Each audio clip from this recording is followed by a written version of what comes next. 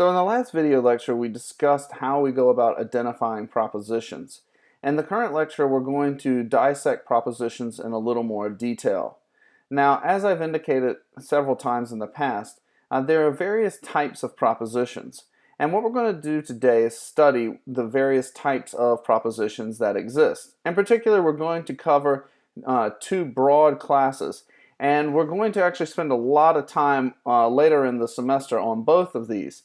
Now, in dissecting and dividing propositions into different classes of propositions, I should note at the outset that these various classes do in fact cut across one another.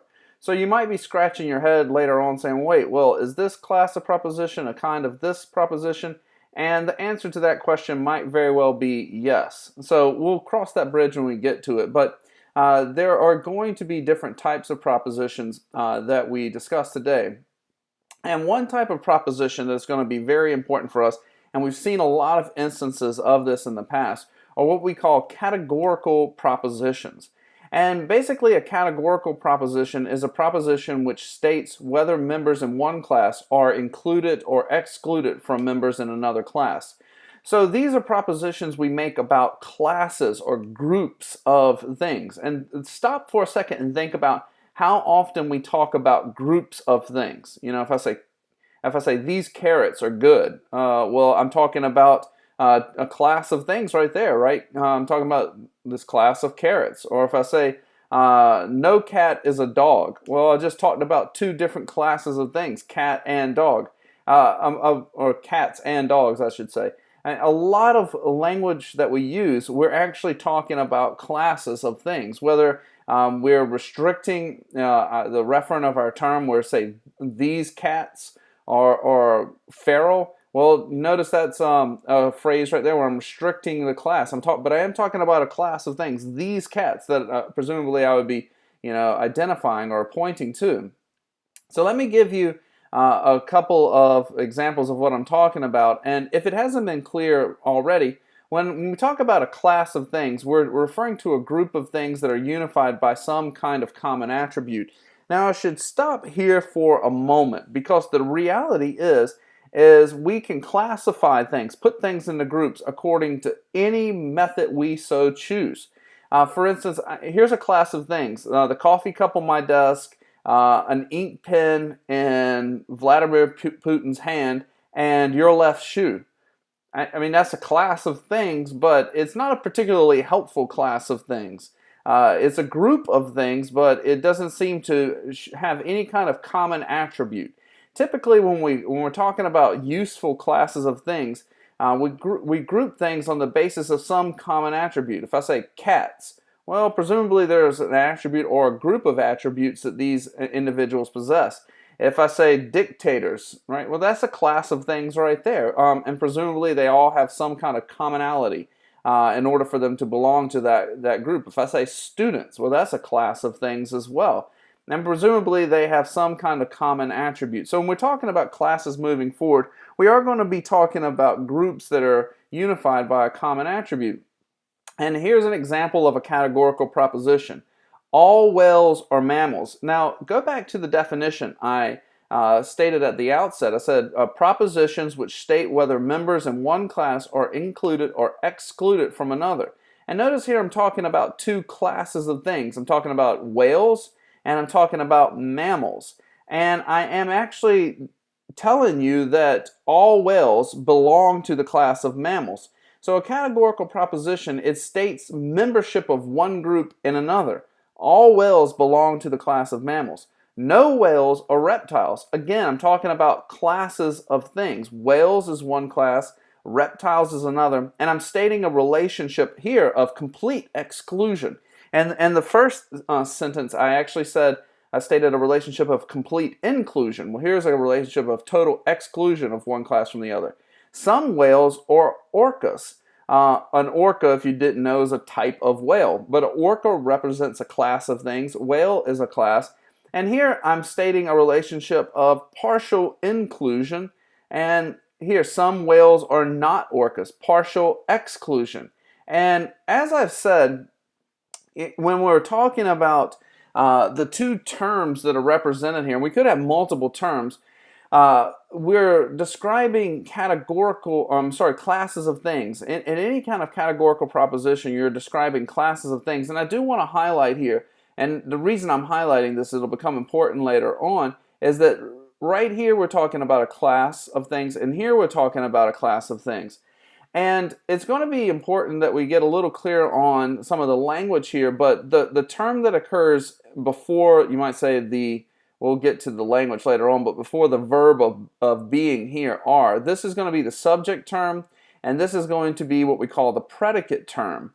And as I said, and this is an important point, and for reasons that will become evident in a few minutes, these are classes of things. Now, the reason I'm highlighting that so much is because we're going to be contrasting categorical propositions with what we call compound propositions. And compound proposition is a proposition that is made up of other propositions.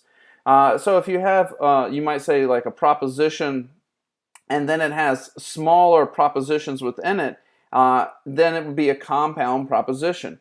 And when we are constructing compound propositions, we do so by using what we call connectives.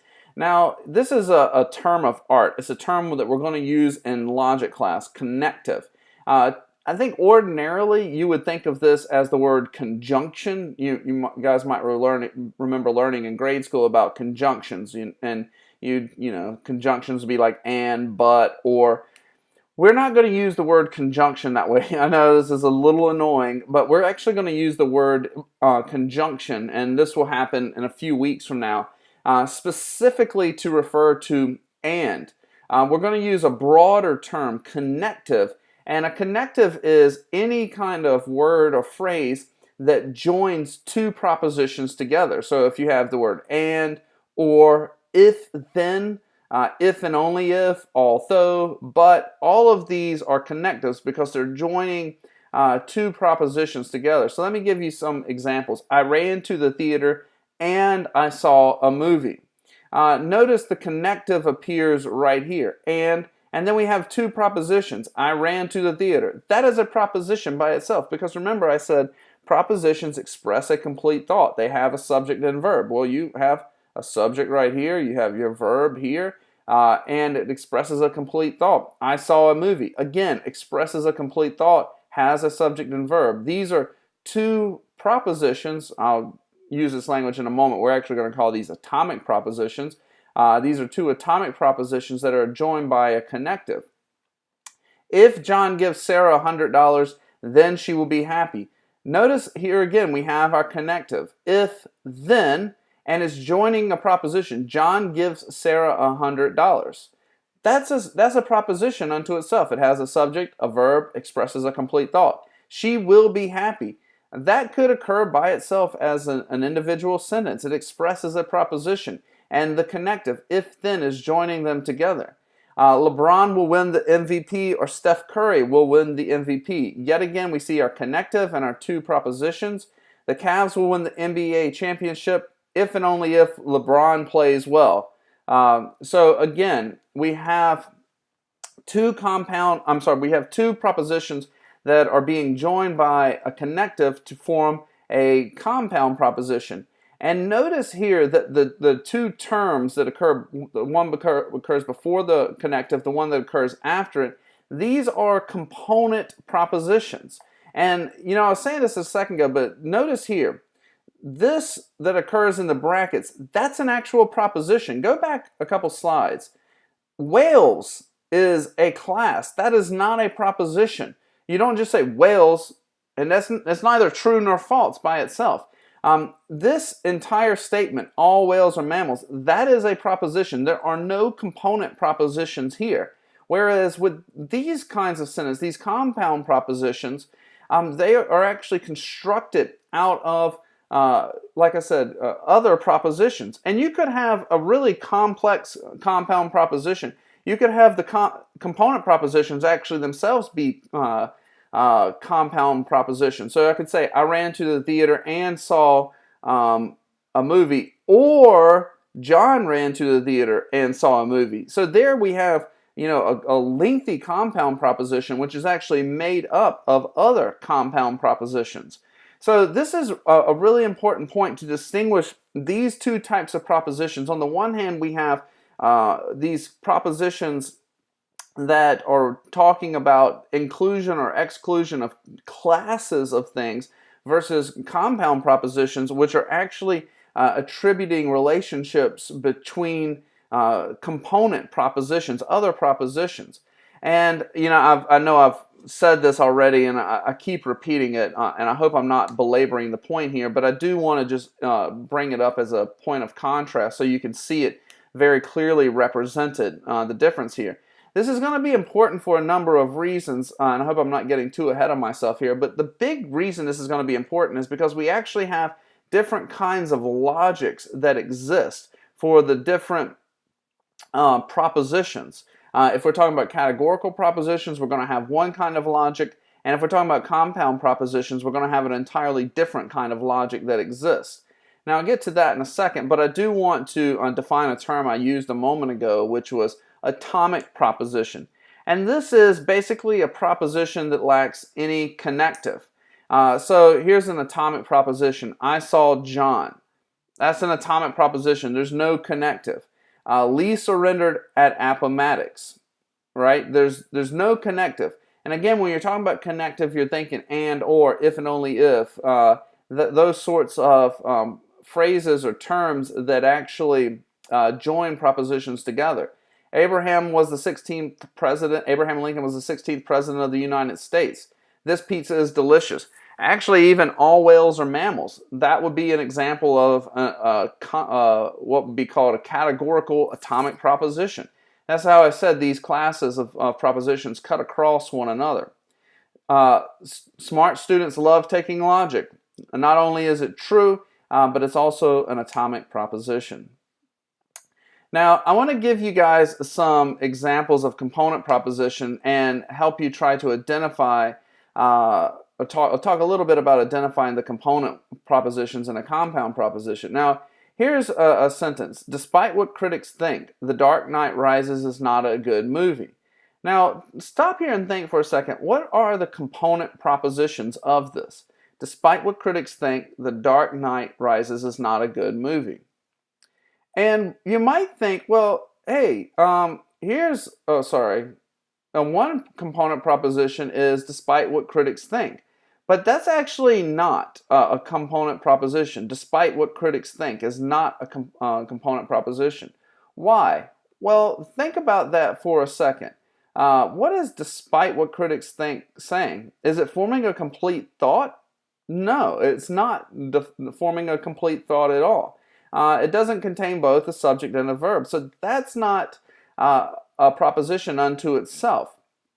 Rather, this sentence right here, despite what critics think, The Dark Knight Rises is not a good movie, it actually is forming a compound proposition, but the component propositions are a little hard to identify. One component proposition it's forming is, or expressing, is The Dark Knight Rises is not a good movie. And that's pretty clear.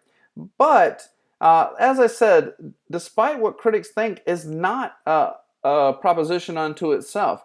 So here, in order to identify the component proposition, you got to kind of go beyond a little bit what is explicitly said. This is kind of like filling in any kind of assumptions or implicit premises. But what the component proposition is going to be something like, The Dark Knight Rises is not a good movie. And so this is actually, the word despite here is actually functioning as a connective. And the two component propositions would be The Dark Knight Rises is not a good movie, and critics think The Dark Knight Rises is a good movie. So those would be the two component propositions, and they're being joined together by this connective despite. Now, when you say the sentence ordinarily, despite what critics think, you're clearly implying, well, critics must think it's good, or at least a not bad movie. But you are implying that, but you're not saying it.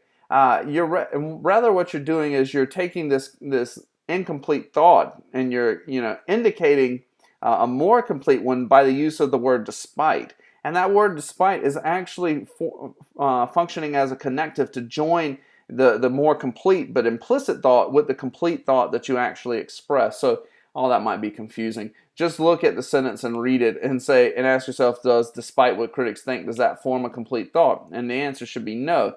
And then you should think, all right, well, what then are the component propositions? And I think they clearly present themselves once you read them here.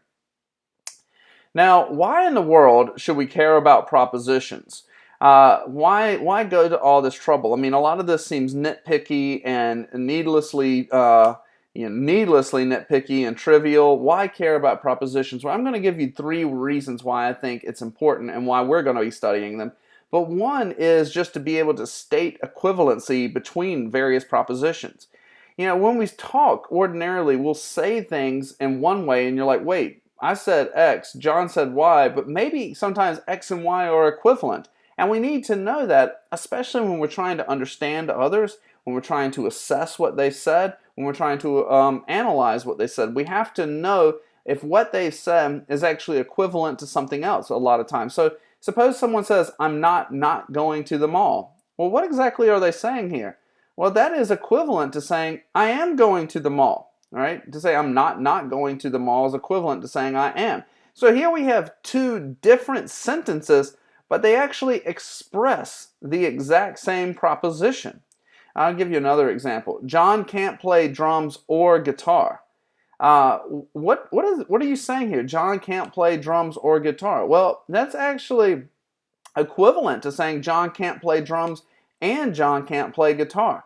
Now notice here that the sentences grammatically and the words we're using are completely different.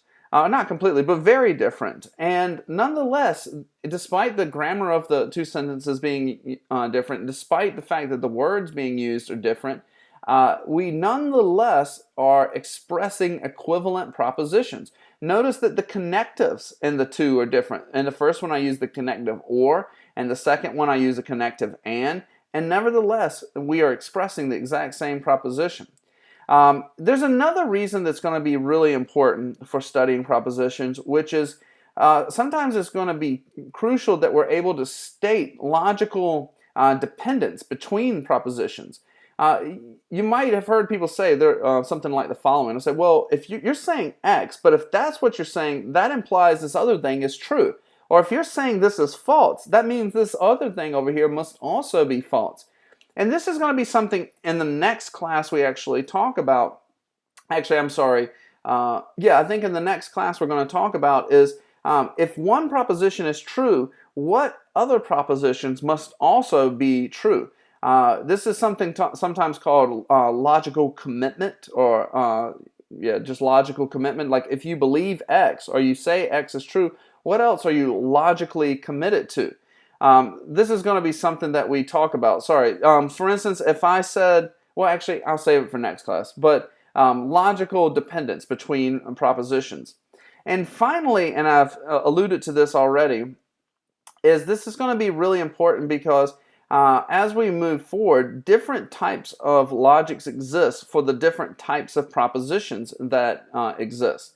And I'll just give you a quick indicator of this, but on the one hand, we have a logic that applies strictly to categorical propositions. So here's an example of an argument. All whales are mammals. All mammals have lungs. Therefore, all whales have lungs.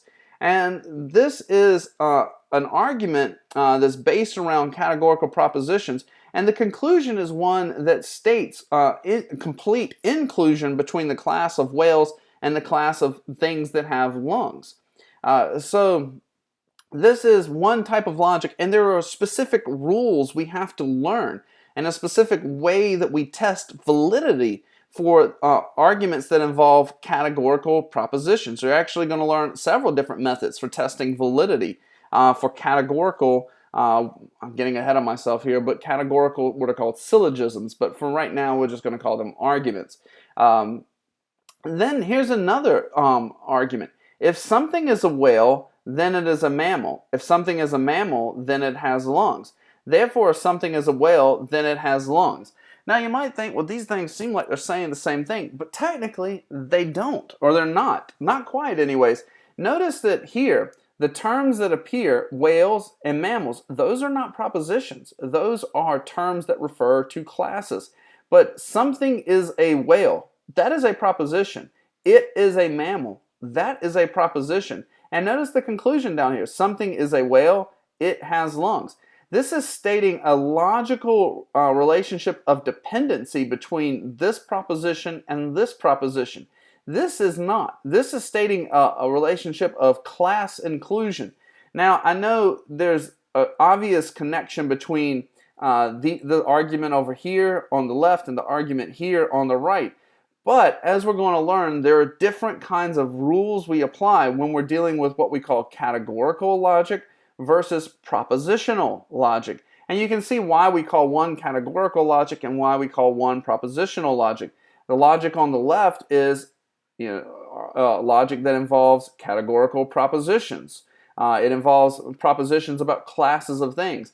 The logic on the right we call propositional logic because it involves a logic of how propositions relate to one another. So we're going to begin in the next class by focusing on categorical logic, and we're going to spend several weeks on that. We're going to learn the various parts of categorical propositions. We're also going to learn rules for valid inference, as well as relationship of logical dependence between and logical equivalence between categorical propositions. So there's much fun in store in case you were worried. Once we get done with that, then we're going to switch and talk about propositional logic. And the reason we're covering both of these is they're extensively used in ordinary life. You know, a lot of times we don't realize we're using categorical logic. We'll just say, the cats over there smell bad. Well, that's actually a categorical, or it's a categorical proposition, because you're talking about, the cats over there, which is a class, and then smells bad, which actually is a class of things that smell bad. And you're saying the cats over there belong to the class of things that smell bad. You probably never thought of it in those terms, and it sounds really nerdy and annoying to state it like that, but that is a categorical proposition. And there's a certain logic that is used when we talk about that. But we also make arguments involving propositional logic. You'll say, here's an example. If abortion is always wrong, then a woman can't have one to save her life. But a woman can have an abortion to save her life, therefore abortion isn't always wrong. Now, whether or not that's a good argument, we could debate another time. But that is an example of, this, what I'm calling this propositional logic over here. It's an if-then kind of reasoning, which is different than reasoning about classes of things. In any event, what's important for our purposes now is simply that you understand the distinction between categorical propositions, which are propositions about classes of things, and compound propositions. Now, we're going to take a break from talking about compound propositions. The purpose of this lecture was just to give you a brief taste of what the difference between the two types of propositions is. And we're going to focus for the next few weeks on categorical propositions exclusively because we're going to be studying categorical logic. And there's a lot to be said about categorical propositions. Believe it or not, you're going to have to memorize and learn the various parts of categorical propositions, and there are rules for even how we formulate categorical propositions. Now, as I've already stated, a categorical proposition is a proposition that asserts that some or all members are included or excluded from a class of things. And I've given you guys several examples in the past. Here are some more. All men are mortal. Some cats have whiskers. No cat is a dog. Some NBA players cannot dunk. But we have to learn the parts of the proposition. And there are basically four parts. There are four basic parts to all categorical proposition. And here you just have to cram these terms in your head. You've already come across two, which is a subject and predicate, those are parts of all propositions. But categorical propositions have two additional parts. They have what is called a quantifier, and they have a copula. And this term quantifier is going to get a little confusing because they're going to have a couple of other Q words we throw in there. But basically the quantifier, it tells you the quantity of objects that exist. And so it's going to say all, some, no. So it's a quantity, right? It's quantifying. The subject, that you know what that is from your English classes. The copula is just a fancy word for basically the verb of being. When you say something like no cats or dogs, are is your copula, is what links the subject and the predicate. And then the predicate is what is describing a property of the subject. So here's an example. All men are mortal. Here's our categorical proposition. Our quantifier is all. Our subject is men. Our copula is are. And our predicate is mortal. I'll give you a couple more examples because some of these might not be so obvious. So let's do another one. Some computers are electronic machines that can be programmed to follow a sequence of instruction.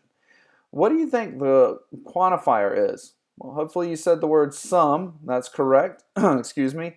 The subject is computers. The copula is are. Now, for me, the two easiest terms to identify are always the quantifier and the copula.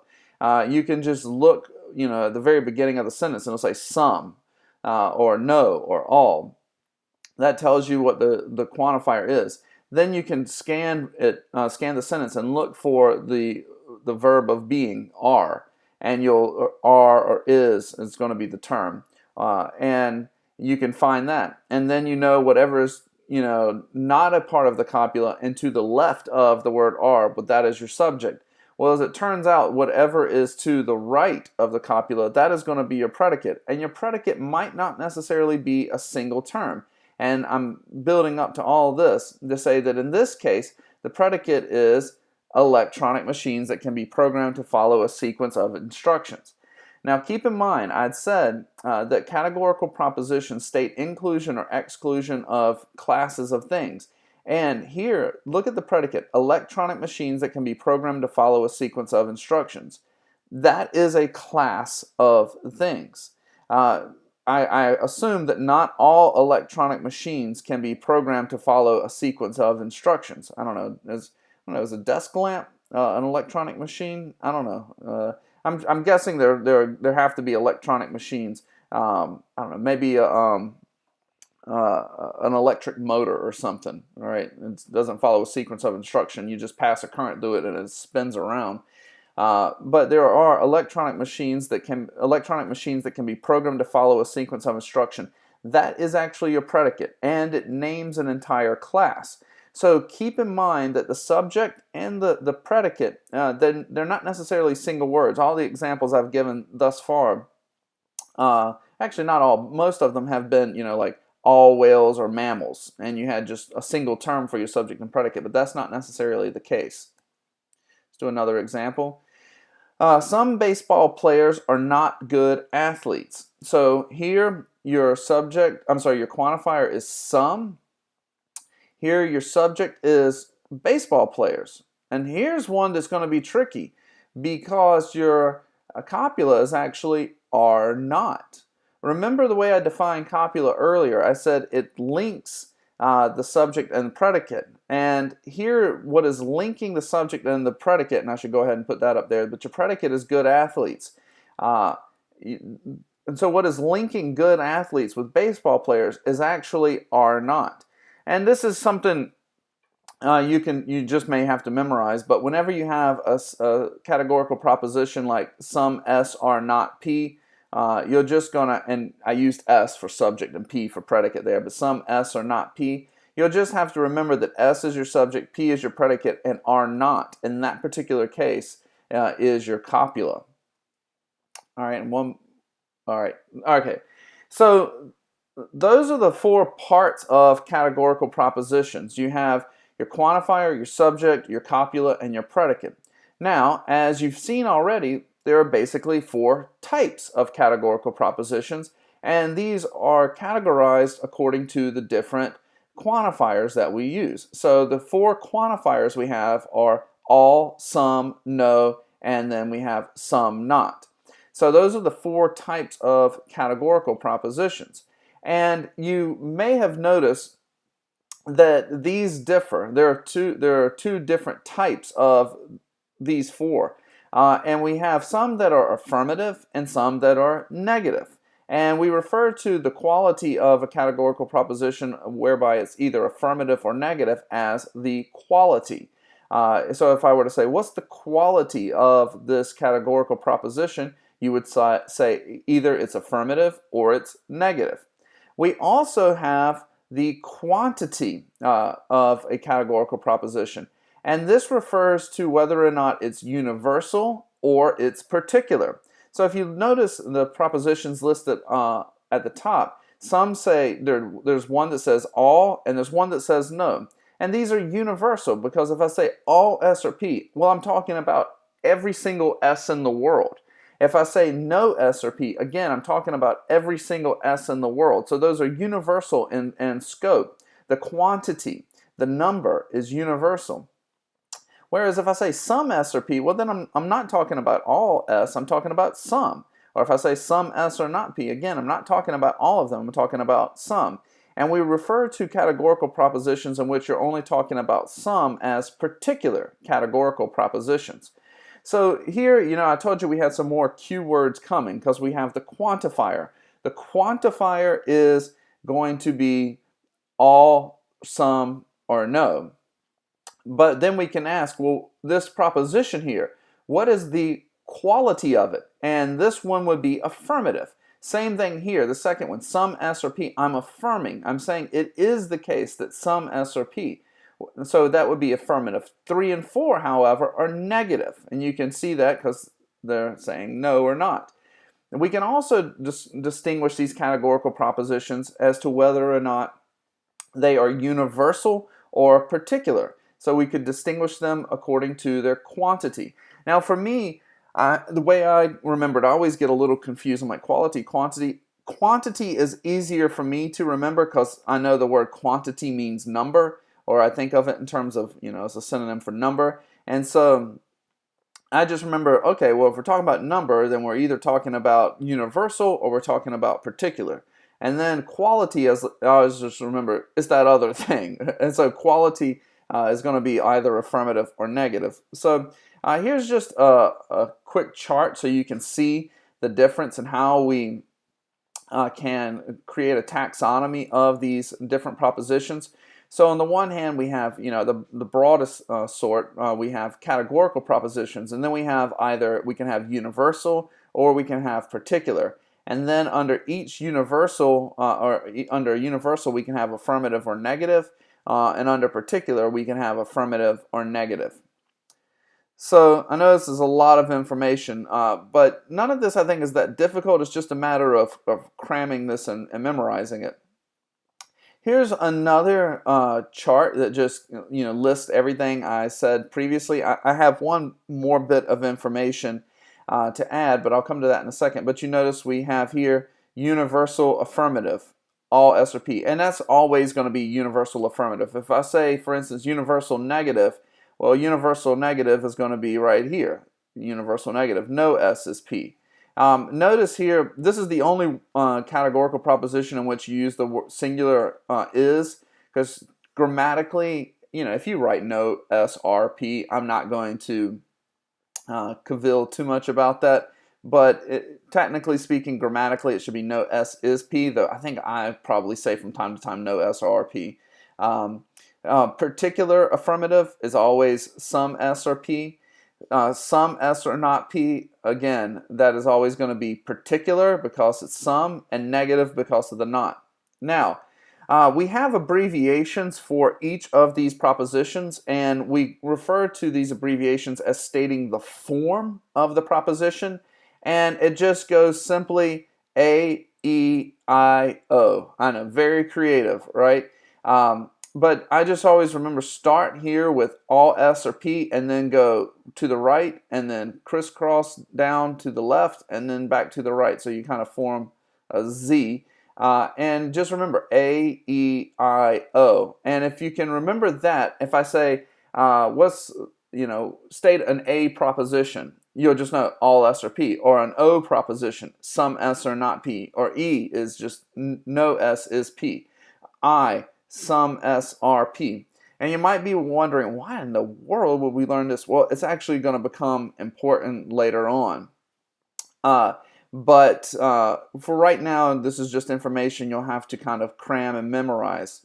So again, just to remind you all, we have 4 different types of categorical propositions. There is all S or P, some S or P, no S is P, and some S are not P.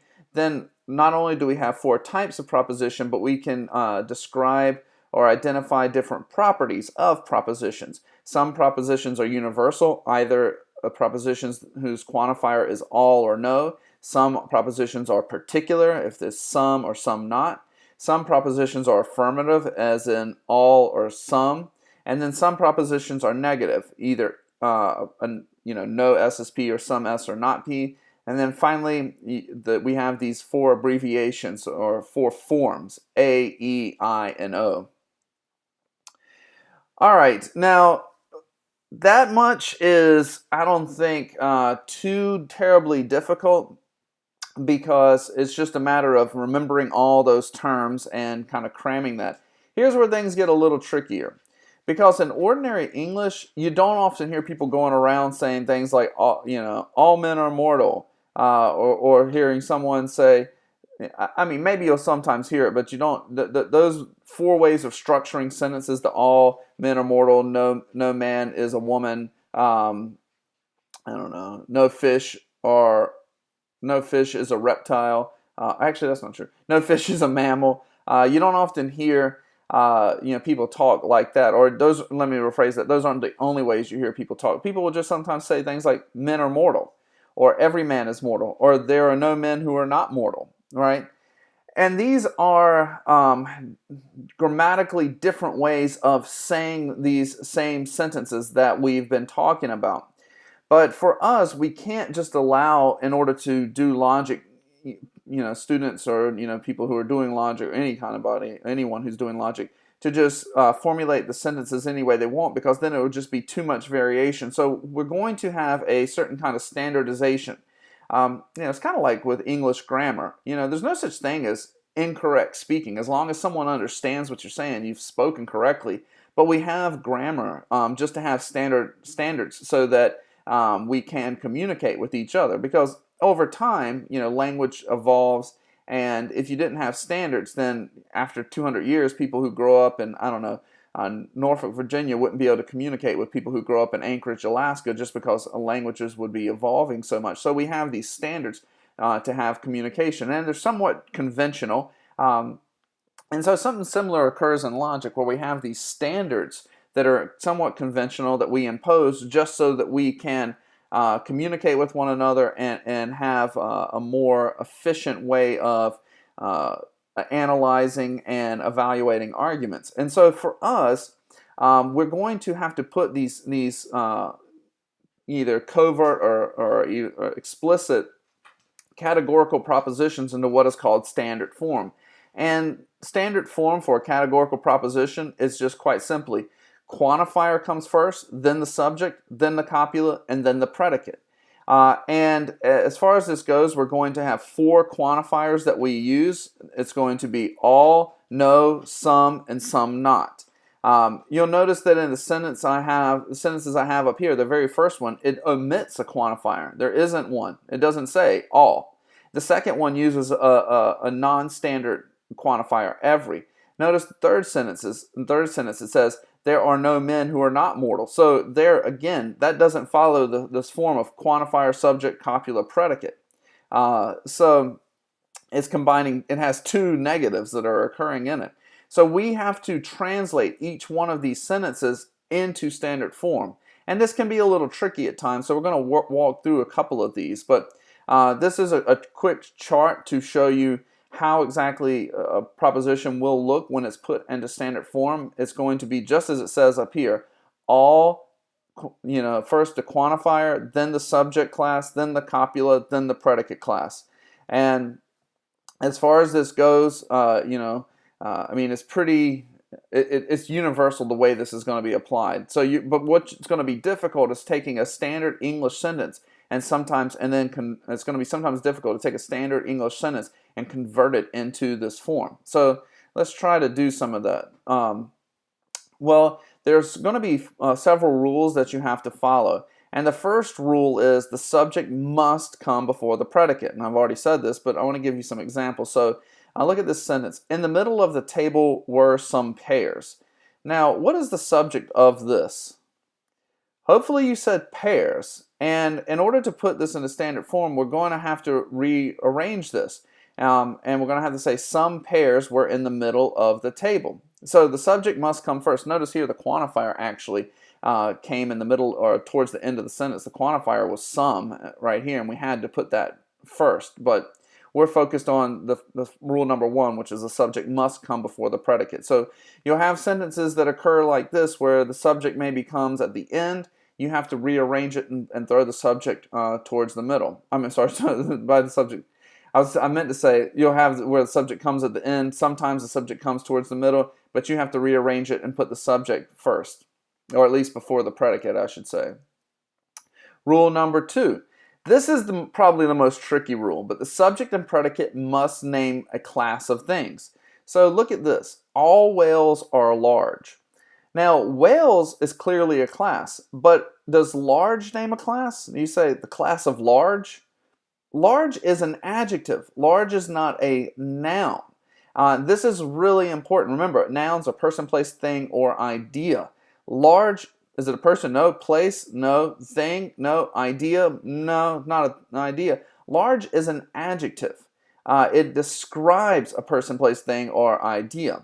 And so we have to have, in the subject term, we have to have a noun that names a class of things. And here we have to have a noun that names a class of things. And so this is a case in point where we have to insert a word here and the predicate in order to name a class of things. And since one isn't given, we can come up with different words that are possible, but you might say something like the following. All whales are large animals. And notice large animals right here, this does name a class of things. Large animals is a class, is a group of things. We could have said large, instead of animals, we could have written things, we could have written objects, we could have written mammals. Basically, we could use any kind of noun term that we want as long as it makes sense with the sentence. And I mean, we could have said large species. I don't know, maybe that would work. But we could say basically any noun term we want here as long as it makes sense with the sentence and names a class of things. So this is going to be actually a part of your homework, and it's going to be one of the more tricky aspects of putting ordinary English sentences into standard form. Now, when someone just says, all whales are large, you know what they mean. They don't fill in all the details, but we are logicians, and we have to be precise, and we have to cross every T and dot every I. And so this is going to be something that we have to do. Let's do another example. Blondes have more fun. Now, this is not in standard form. And notice a couple of things are absent. Number 1, we don't have a quantifier. That's not present. Secondly, we don't have a subject and predicate that name classes of things. Now, blondes names a class, but have more fun? That doesn't name a class. So when you say blondes have more fun, what are you saying? Well, this is going to need to be rewritten as something like this. All blondes are people who have more fun. Now, people is not the only only term we could use. Maybe we could have said women. All blondes are women who have more fun. I don't know if men have more fun. Blonde males. I don't know. All blondes are individuals who have more fun. All blondes are living things. I mean, you could say anything you want, right? Or not anything, but you could say a lot of different things right here. But you have to use a noun term that, like I've said, makes sense with the sentence and names a class of things. And notice here, our quantifier is all, our subject blonde, our copula is are, and then the predicate would actually be people who have more fun. This entire section right here, this entire phrase is a class of things, because there's a class of people, there's a class of people who have more fun, there's a class of people, I presume, who have less fun, but we have to insert a word here in order to have our predicate name and class. This goes back to, and this is really important. I know I'm beating a dead horse here to some extent, but this is really important because the subject has to name a class, the predicate has to name a class. Why? Because categorical propositions are propositions that describe or state inclusion or exclusion of classes of things. All right, let's do another one. Mammals can't breathe underwater.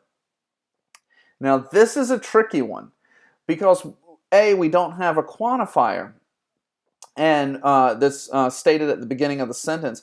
And secondly, we need to flesh out the predicate term and state more precisely a class of things. Now, you might say, well, mammals are not, I don't know, animals that can breathe underwater. You might think something like that. But what would be the problem with saying mammals are not animals that can breathe underwater?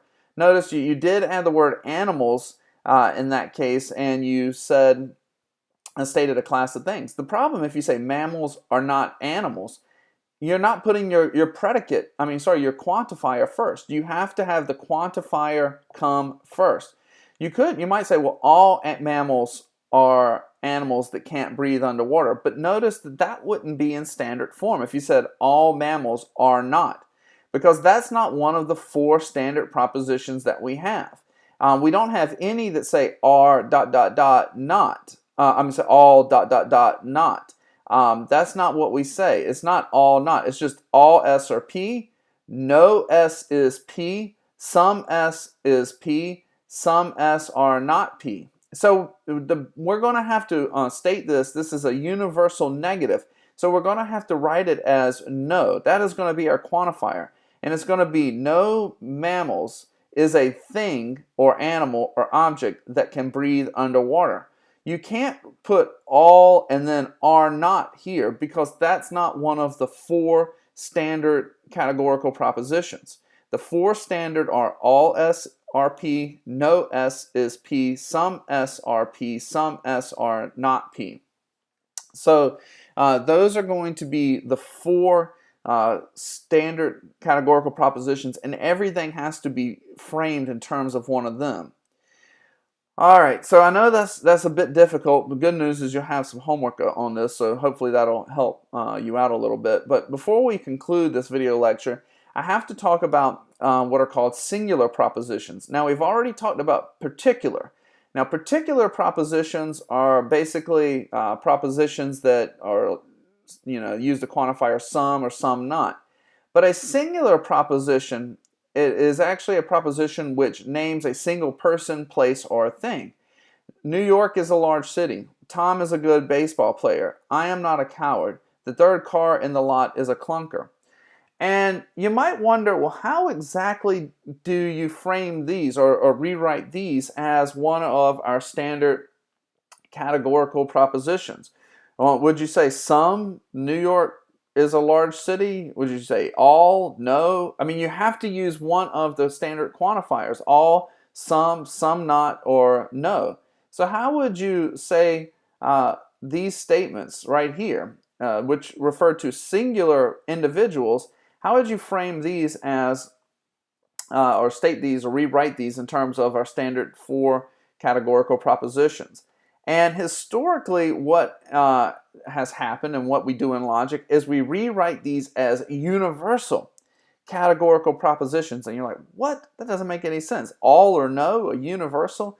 Well, the trick here is, the way we understand this is we understand the singular term, New York, Tom, I, the third car in the lot, as identifying a class of one thing.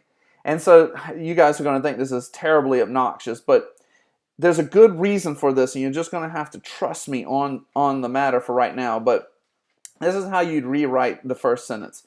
Instead of saying New York is a large city, what you say is, all cities identical with New York are large cities. I know that sounds so ridiculously annoying to write like that, but here the phrase, cities identical with New York, that is naming a class of one object. So yet again, we do have our categorical proposition where the subject names a class and then the predicate over here names a class, namely large cities.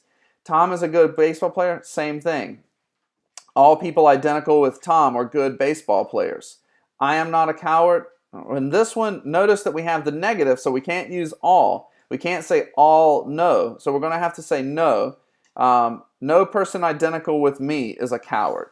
And then finally, the third car in the lot is a clunker. All cars identical with the third car in the lot is a clunker. And here again, I know this is annoying, but there's a good reason for this. And the reason is twofold, actually, is when we look at relationships of logical equivalence between categorical propositions, it's going to be vitally important that we frame them in this language. Also, when we're working what are called categorical syllogisms or doing categorical logic, we're going to need to put these statements into this form as I've listed up here. So I know this seems really annoying and obnoxious to do this right now, but there is going to be payoff in the end for doing this. As I've indicated already, and I'm just going to say it here in case I hadn't been clear about it before, but when we're putting our categorical propositions into standard form, we have three standard quantifiers: all, some, and no. And there are many non-standard quantifiers, so here I'm just listing them so you can see. For the universal, we have every, each, any, whereas for particular, just the word a, that's a non-standard quantifier for particular categorical proposition. So, if you come across an English sentence that says, like, every person is happy, know that you're going to have to change that word every to all. Or if you say, you see the word never or something like that, or each apple is good, just know that what you're actually saying is all apples are good things, right?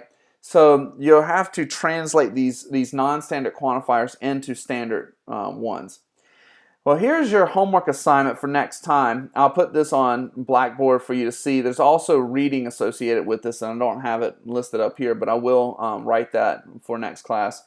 The thing I'll say about this, I know it seems like a lot, but I think it'll go fairly quickly once you start going through it, because basically what you're doing in exercise 6.1 is you're just going to be naming the parts of the categorical proposition. And in exercise 6.1b, what you're going to be doing is basically putting these non-standard sentences into standard form. And it's something that you just have to practice over and over and over again in order to get it to start to sink in. So it does seem like a lot. I don't think it'll take that long once you get going. It's going to be fairly repetitive.